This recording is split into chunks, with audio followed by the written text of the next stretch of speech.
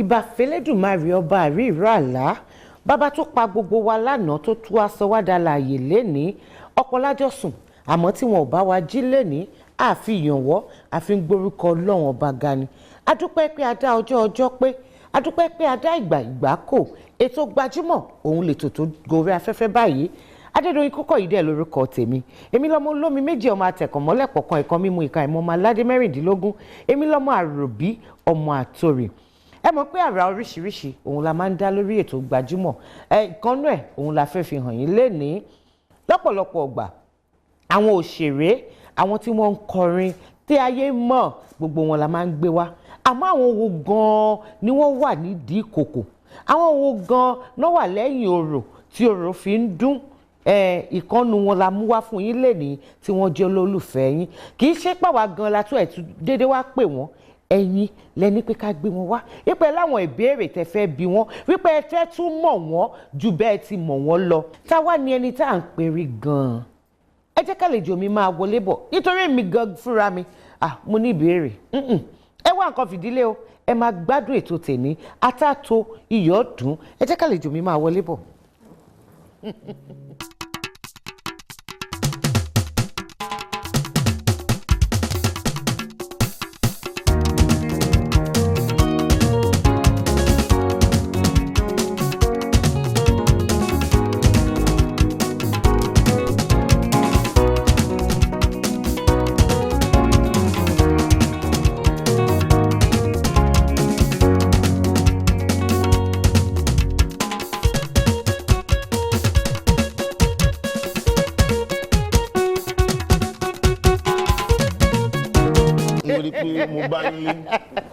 Bẹ́ẹ̀ ni lákọlẹ̀ mi gan wà bí ìbọn ẹ kú jọ́ mẹ́ta.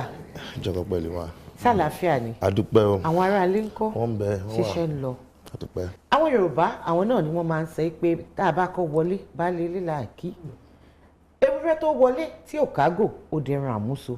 Àgùntàn tó wọlé tí ò kágò ńkọ́ òun náà ó dẹran àmúdè mọ́lẹ̀.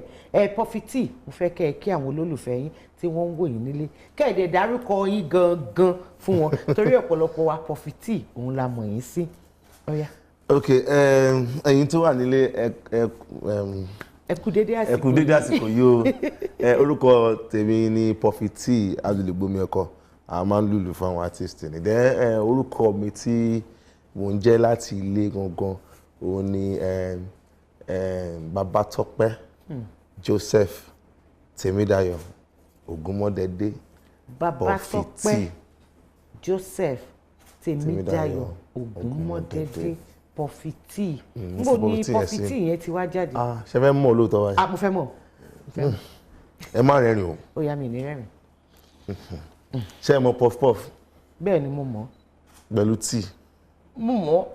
ẹlẹ́tìlẹ́ rẹ́rìn rè ibẹ̀ mo ti mú ibẹ̀ nǹkan tí mo máa ń ṣe rí onígbàgbọ́dẹ́ pé lọ́jọ́ tó pẹ́ sẹ́yìn díẹ̀ bí ọdún 96 nǹkan tí máa ń jẹ láàárọ̀ ni puff puff máa ti rà máa yọ gbogbo èpo rẹ̀ kúrò máa ra tíì tí máa ti ń jẹ máa fi mu tíì so àwọn ọ̀rẹ́ mi bẹ́ẹ̀ ti ń pè mí ní puff puff and tea puff puff and tea so ń gbà tí wọ́n máa fi tó bí oṣù mélòó kan ó kàn di Puffy-Tee ìyọ̀ kọ́kọ́ wọlé kan ní Puffy-Tee afa Puffy-Tee gbọ́n pé Puffy-Tee nìyẹn so n bá yọ a orí ẹ̀ kúrò kọ́ má bẹ̀rẹ̀ sí yan pé àṣé ọmọ ẹ̀ ní so mo á fi e méjì sí so fi di Puffy-Tee. Ó wá di Puffy-Tee ìgbà tẹ́ ẹ máa ṣe àfihàn ara yín lẹ́ẹ̀kan ẹ ní Alùlùgbòmí ẹ̀kọ́ òun ní àmọ́kàtẹ́ tó lọ síbi ìdí iṣẹ́ yín ọmọ bíbí ìlú wo gan ni.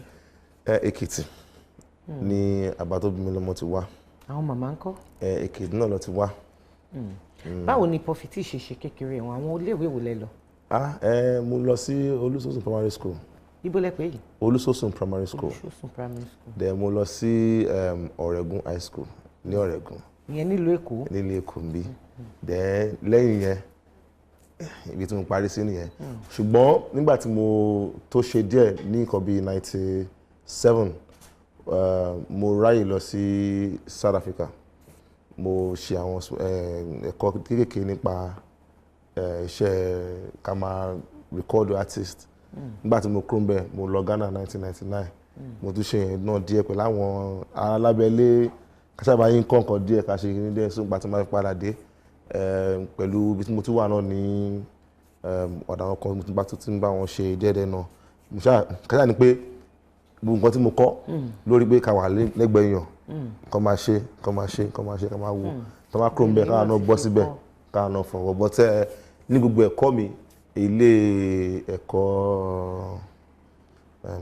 secondary school ni mo ti dúró. ìbẹ̀lẹ̀ ti dúró irú iṣẹ́ tẹ wá yàn láàyò báwo ni ìrìn àjò yẹn báwo ló ṣe bẹ̀rẹ̀. bó ṣe bẹ̀rẹ̀ ni pé bàbá tó bí mi lọ́mọ gangan wọ́n máa ń play organ wọ́n máa ń play díẹ̀díẹ̀ wọ́n máa ń play organ so nígbà tó di pé mo ní interest nínú church nígbà yẹn tó máa ti ń kọrin mi ò mọ lu guitar play o but tó bá di sí ọ̀tọ̀ ń play màá sáyé lọ síbẹ̀ máa lọ gbé má ti ń gbé ó ti ń pariwo wọ́n á nà mí kúrò mbẹ̀ so wọ́n ti di pé nẹ̀pẹ́ ọmọ yìí wọ́n wá ra dùrù kékeré kan fún mi tí máa fọwọ́ kan tẹ̀ díẹ̀ so bẹ́ẹ̀ mo ti pick interest láti máa bọ́ nígbà tí mo wá mọ̀ tán àwọn ọkọ̀ fúnra wọn inú àtúndùn torí pé mo wá fẹ́ súnlé gbogbo pátí la fẹ́ lọ lùlù a ṣe jùjú bì kan a ṣe fújì bì kan mo fẹ́ lọ bá wọn gbogbo church fẹ́ lọ so bọ́ díẹ̀ wọ́n di olùṣọ́àgùtàn tó ń jẹ́ pastor wọ́n á bẹ̀rẹ̀ sí transfer wọn káàkiri gbogbo ìjọ so nǹkan tó wá fún mi láyé nǹkan nìyẹn so màmá nìkan ló wà nílé tó máa ti pariwo díẹ̀ èmi dẹ̀ la kọ́ bí wọ́n á ti pariwo má ti ní pé kíni báwọn ni kí ni máa ṣe báyìí ṣùgbọ́n kì í ṣe nǹkan tí ó jẹ́ kò dùn bí oyin níbẹ̀rẹ̀ torí gbogbo ńgbà míì owó tí má ti rí ní àwọn show tí má ti lọ dẹ́dẹ́ àwọn bíi 150 100 naira 200 naira tó máa fi kó papọ̀ máa fi ń sọ pé ok mo lọ Ghana máa lọ wọ bọ́ọ̀sì láti lu wa ìlú sí Ghana máa lọ wọ bọ́ọ̀sì lọ ìgbẹ́ mi ò ní passport má ti dé kí ni èmi ò ní passport mo fẹ́ lọ Ghana tó má di fún ọ lówó wọn á ṣàbà mi ṣe máa dán so gbogbo táyà tí mo lọ yẹn kò sí pé owó yẹn náà ni mo ń kó jọ ìgbà tí àwọn fi sí máa fi panu tí ò ní yàn ní jẹun ìgbà wọn àti owó tí yàn kí yàn fi jẹun èèyàn á fún yàn tó fẹ́ kọ́ yàn nǹkan kó ṣàlẹ̀ rí nǹkan kọ́ yàn then ìgbà kan tó wà tẹ́ pé nígbà tí wọ́n ti mọṣẹ́ tán àwọn kan tí wọ́n ti lọ bá pé ẹjọ́ mo àti mọṣẹ́ yìí ẹjẹ́ bá ń ṣiṣẹ́ díẹ̀ wọ́n á ní ẹmọ ojú tó máa fi wò yàn gan èmi lè léyàn pé kó tí yàn wọ́ta ẹmọ gbogbo àwọn experience rírí yẹn kì í ṣe tí máa ń wò lẹ́yìn tí máa ń ronú ẹ̀ lẹ́yìn tí máa ń rántí ẹ̀ máa ń rẹ́rìn níbi Ọlọ́run ṣe. èmi gan ojú tèmi gan ti rí tó àbí bẹ́ẹ̀ kọ́. abẹ́ẹ̀ ni o.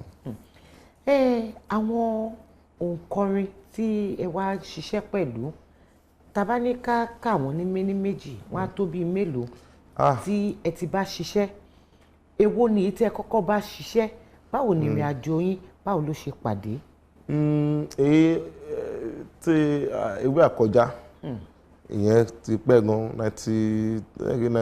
99 náà ni 2000 bọ̀ ìyẹn kò jáde dáadáa so bọ̀ èyí tó really jẹ́ kí gbogbo ayé mọ̀ ẹni tó ń pè Puffy-Tee òun ni orin Yàwúzè tí ọ̀gbẹ́ni Olúmẹ̀ntẹ̀ ń kọ tí wọ́n kọ ìyẹn gangan ló jẹ́ orin tí yẹ pé ayé fi mọ̀ pé èèyàn kan wà tó ń pè ní Puffy-Tee. ipa wo lẹ kó nínú orin Yàwúzè. èmi ni mo jẹ́ olùdarí àbí èmi mo darí bá ṣe record èmi mo lu gbogbo nǹkan tá a tẹ̀ tó jẹ́ piano guitar gbogbo nǹkan tá a lù sílẹ̀ gbogbo ìlú tá a lù èmi mo lu gbogbo ẹ̀sùn náà then èmi dẹ̀ mo tún darí bá ṣe mo ṣe kọrin títí dé ìpàtà tí ta fi mix and master èmi ṣáà mo ṣe káàní pé èmi ni music producer and the beat maker bẹ́ẹ̀ ni láti ìbẹ̀rẹ̀ pẹ̀pẹ̀ títí a fi parí ẹ̀. ọdún wo ni Yàwúzè yẹn. 2006 la ṣe tán but 2007 ni láyé gbọ́.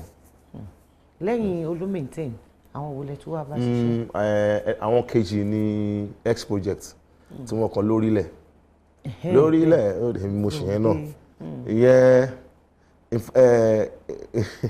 ṣe rí Yàwúzè yẹn gangan orin àwọn lórílẹ̀ kan melody ohun melody tán lò nínú orin wọn kan òun ló bí Àwùzé òun ló bí tọ̀rọ̀rán tọ̀rọ̀rán tọ̀rọ̀rán tọ̀rọ̀rán ó ní nǹkan tó kọ nínú orin tí wọ́n kọ́ bí eré ni bọ̀ yẹn ló wá di orin odidi ńlá fẹ́lòmíì ṣùgbọ́n ni mo ti mú ti yẹn tí mo fi sọ di orin níbẹ̀ so láti compensate wọn pé ó dẹ̀ lọ lo kíní yẹn kíní tí a fi mo níbọ̀ ṣé ẹ̀yin kàn fi ṣeré ti yín ni ẹ ti kọrin tán tẹ̀mọ̀ kó máa ẹlòmíì lè lò mo wá fi ṣe lórílẹ̀ fún wọn ìyẹn náà wá di nǹkan táyé gbọ́ then lẹ́yìn yẹn a tún ṣiṣẹ́ pẹ̀lú àwọn kan ní Ghana tó ń pè ní VIP orin wọn away èmi produce yẹn náà. ètò yìí ń lọ ẹ má lọ bì kankan torí pé kí ni Gbajúmọ̀ lètò ètò ní Gbajúmọ̀. Puffy-Tee. Yes. ẹ ti dáhùn àwọn ìbéèrè tèmi bí yín a wá fi àǹfààní lẹ̀ fún àwọn olólùfẹ́ yín láti béèrè ìbéèrè lọ́wọ́ yín àwọn tó ní ìbéèrè ní àwọn tí wọ́n dẹ̀ tún fẹ́ kí yín tí wọ́n ti gbọ́ dáadáa nípa yín àwọn yẹn náà wọ́n sùn lọ jaburata abala yìí là ń pè ní ojú abẹ ṣé yá ká sojú abẹ ń kò. ojú abẹ bẹ́ẹ̀ ṣe orí àrùn kan ó yẹ ẹjẹ àsojú abẹ ń kò. orúkọ mi ni Olúmídé Babalọ́lá láti ìlú Ìbàdàn nínú Kòkódùn. Ìbéèrè mi fún Puffy-Tee ni wípé mo mọ̀ pé òun ló produce Yàwúzé and Yàwúzé ó gbilẹ̀ gan Ìbàdàn gan ó dẹ̀ gbilẹ̀ káàkiri àgbáyé. Mo fẹ́ bi pé kí ló ṣẹlẹ̀ tí o ti produce another song tó máa gbilẹ̀ káàkiri àgbáyé again. Kí lórúkọ yẹn náà Olúmídé ok mo ti dáhùn ìbéèrè yẹn ìbéèrè tó béèrè mo ti dáhùn láàrin mo ní pé àkọ́bí èèyàn kò ń easy kí èèyàn bí ọmọ kò tẹ́ ẹ lè possible kí èèyàn bí ọmọ tó máa dàgbà tákọ̀bí èèyàn àti pé tó bá ń gbọ́ rédíò dáadáa a ti gbọ́ Oríṣẹ́fẹ́mi Ready Dance a ti gbọ́ Body and Soul a ti gbọ́ lórúkọ orin ẹlẹ́kọ̀ọ́ dàgbòrò orí ìyá mi wọn lè gbé iná sórí bí kò orí ó dàgbòrò láti gbọ́ so tó bá ń gbọ́ lórí dáadáa a ti mọ̀ pé mo ti gbìyànjú. orúkọ mi ni Kọ́mọláfẹ́ Tolúlọpẹ́ Joshua mo sọ̀rọ̀ láti Ọbáfẹ́mi Awólọ́wọ̀ University Ilé-Ifẹ̀ OAU ìbéèrè mi lọ sí ọ̀dọ̀ Puffy-Tee bọ̀bọ́n a gbọ́ pé ó máa ń kọrin ó dẹ̀ máa act bẹ́ẹ̀ sì ni ó dẹ̀ máa ń produce àwọn beat agbọ́n pé òun ló produce beat Mike Abdul òun dẹ̀ ló produce beat ti ìgbéyàwó ti Oríṣẹ́fẹ́mi báwo ni àwọn kan mẹ́ta ṣe rọrùn fún láti ṣe torí a mọ̀ pé kò ń ṣe iṣẹ́ tó rọrùn rárá báwo ló ṣe rọrùn báwo ló ṣe ń ṣe a fẹ́ mọ̀ kó jọ kó sọ fún wa torí kò ń ṣe Jésù tó jẹ́ pé ó rọrùn fún báyẹn jọ torí Ọlọ́run bá bèè lọ́wọ́ ẹ̀ ṣó ń gbọ́ mi Puffy-Tee. torí lọ pẹ́ ìmọ̀ni lóòótọ́ mi ṣe Jésù ọmọ Jésù ni mí Jésù dẹ̀ sọ ní pé tàwa gbàgbọ́ nǹkan tó ń ṣe a máa ṣe greater things nǹkan tó ju nǹkan tó ń ṣe lọ tàwa gbàgbọ́ nǹkan ló ṣẹlẹ̀ ni pé mò ń kọrin in fact ní church wa ń gbà èmi ní music director kò sí church 6 ni mo ti ṣe music director ilé ọlọ́dún 2 ọlọ́dún 3 ọlọ́dún 5 ọlọ́dún 4 tí mo ń kọ àwọn choir tí mo tún kọ ọmọ yẹn lu guitar mo ń play guitar mo ń play bass guitar mo ń play drums mo dẹ̀ ń play keyboard mo dẹ̀ tún máa ń lu gbogbo àwọn èmi la àkúgbà ogun nǹkan báyẹn olórí àgídìgbò máa lu ṣẹ̀kẹ̀rẹ̀ náà so mi ṣe Jésù but nǹkan tí yẹ pé iṣẹ́ rí tí ó bá ti jẹ́ nǹkan tẹ́ pé wọ́n ń pa ọmọ pé nǹkan abínibí. wọ́n ní Oríṣẹ́fẹ́mi pé ẹ̀yin náà lẹ gbé àwòrán ni. gbàgbé ní mẹ́sàn-án nípa yẹn èmi nìkan kọ́ ló produce ìgbéyàwó ẹ jẹ́ n clear ọ̀rọ̀ yẹn tó dáwọn kan sọ káàkiri Flip Ties ló gbé beat wá ọ̀dọ̀ mi ni Oríṣẹ́fẹ́mi ti rìkọ́ọ̀dù orin yẹn ìgbà tí beat yẹn ò pé tí ó dùn bó ṣe yẹ kó dùn ní mi wá add àwọn nǹkan mọ́ gbogbo àwọn dùndùn tó wà ń bẹ̀ àwọn guitar tó wà ń bẹ̀ then àwọn bass kankan then àwọn role kankan láti complete ìlú yẹn èmi ṣe yẹn nígbà tí wọ́n gbọ́dọ̀ sọ́dọ̀ Shaman kó bá wọn mix and master Shaman wá play intro what God has joined together Shaman ló play ó dá yẹn play ó wá gbé mọ́ orin yẹn gangan olóbi di pé orin yẹn Puffy-Tee Puffy-Tee Shema àwọn mẹ́ta la produce orin yẹn.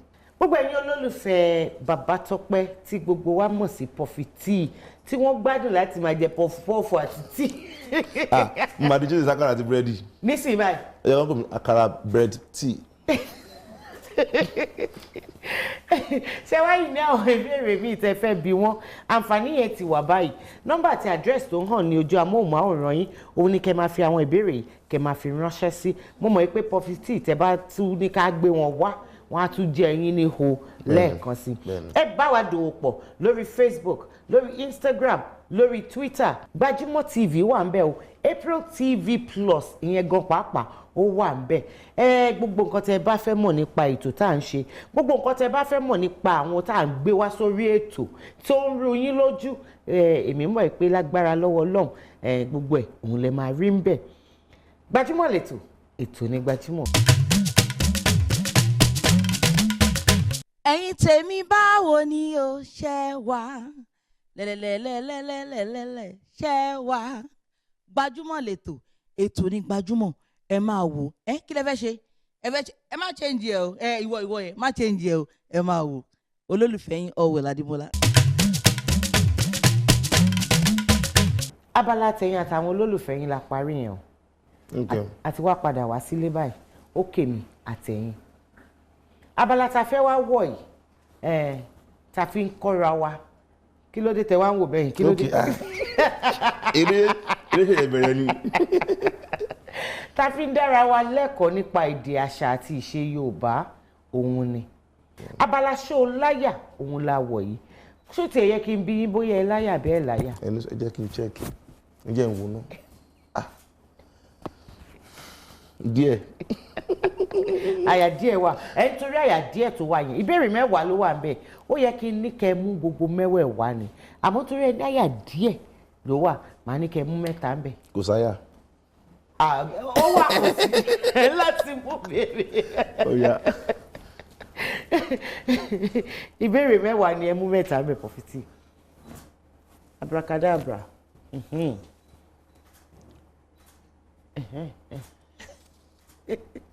Ṣé méjì kan mú yìí? Ẹyọ kan lẹ́yìn mú ó kù 2. Ó di 3.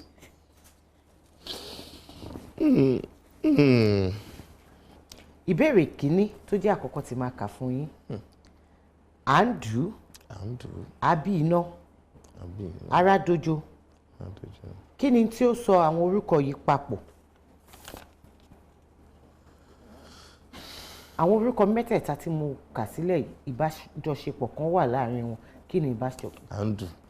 Tán bá ní à ń dù. Orúkọ ni o, ẹ má gbàgbé pé orúkọ ni. Ṣé tí ọmọ bá dúró tó bá ń lọ tó bá ń bọ̀? Kí náà ń perú ọmọ bẹ́ẹ̀? Ọmọ tó ń lọ tó ń bọ̀ kí ni wọ́n pè? Tó máa bí tó máa kú tó máa padà wáyé kí àbíkú ló ń pè. Àbíkú. Tó máa bí tó máa kú. Bẹ́ẹ̀ni tán bá ní à ń dù ú. Wọ́n á sún iná bẹ́ẹ̀ni àbíkú ìyẹn láti àti bí iná ẹ̀bá fún lórí ìbejì ìgbéraga ti dé o Puffy-Tee ìgbéraga dé àyàwó àìjọ ṣé kí n mú sí. ẹyọ kan máa lẹ ìgbánú 3. Ó ti lọ mo ti parí rẹ. Ìbéèrè 7 tó jẹ́ ìkejì tí mo bá wá Ọya lọ sí ilé Irá tí mo wá Ṣàngó dé Kòso níbo ni kí n wá Ẹlẹ́gbára lọ? Tí mo bá wá Ọya lọ sí ilé Irá tí mo wá Ṣàngó lọ sí Kòso. Bẹ́ẹ̀ni ibo ni kí n wá Ẹlẹ́gbára lọ? Ẹ wá lọ sí Ifẹ̀. Ifẹ̀ oyè. Ifẹ̀ òdáyé. Ẹ wá lọ sí Ifẹ̀ o. Kì í ṣe fẹ́. Kò sáyà ọ̀rọ̀ eléyìí o. Kò sáyà mo nílé. ṣí. Ó yẹ ẹ̀bẹ̀ mi kí n sọ. Mo bẹ̀ ẹ má sọ. Ansa mi lè fẹ́ sọ mo ti mọ̀ tẹ́lẹ̀tẹ́lẹ̀ ẹ ṣáà sọ kí n gbọ́. Nǹkan tí fẹ́ sọ gbogbo lè fẹ́ sọ. Ẹ̀bẹ̀ mi kí n sọ. Ẹ ìjọ. Kétu. Kétu. Kétu èwo nìyẹn ṣé yàrá pẹ̀rẹ̀. Kétu. Orílẹ̀ Kétu. Bẹ́ẹ̀ni. Ìbéèrè 8 tó jẹ́ ìkẹta. Ẹyẹ oko wo ni kò mọ̀ ju kó gbẹ́dó lọ? Kó gbẹ́dó. bẹ́ẹ̀ ni odó gbígbẹ́ níṣẹ́ tiẹ̀.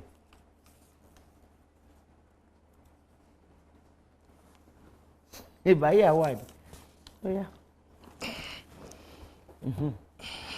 ó yá ó yá ó yá ó yá ń bò lẹ́tí ń bò. kí lorúkọ kí ló ń pè ní woodpecker ní Yorùbá?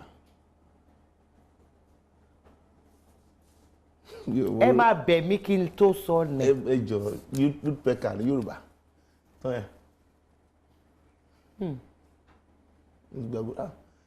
ẹyẹ gbẹgbẹgi. ẹyẹ gbẹgbẹgi. ẹ bẹ̀ mí ẹ jẹ́ sọ fún mi woodpecker Yorùbá. ẹ gbà ní Gẹ̀ẹ́sì àmọ́ ní tíátíá ẹyẹ àkókò. àkókò kẹ mo gbà náà nìyẹn. ń bo Gẹ̀ẹ́sì lẹ́yìn fi gbà yẹn ní tíátíwá ẹyẹ. tó méjì mo gbà ní mẹ́ta sí. ẹyẹ àkókò.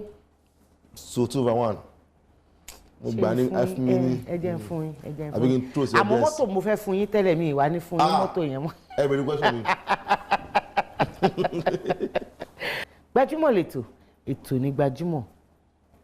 ìgbà tí oníjó wá bá mi lálejò lénìí tó lórin wá bá mi lálejò báwo mo ṣe fẹ́ ṣe é gan-an Puffy-Tee. ẹ jẹ́ àlùlù ẹ má jà jó. abala Gbajúmọ̀ ń jó òun ló kàn yín ẹ bá ń gbóhùn sókè lọ́hùn Puffy-Tee fẹ́ jó.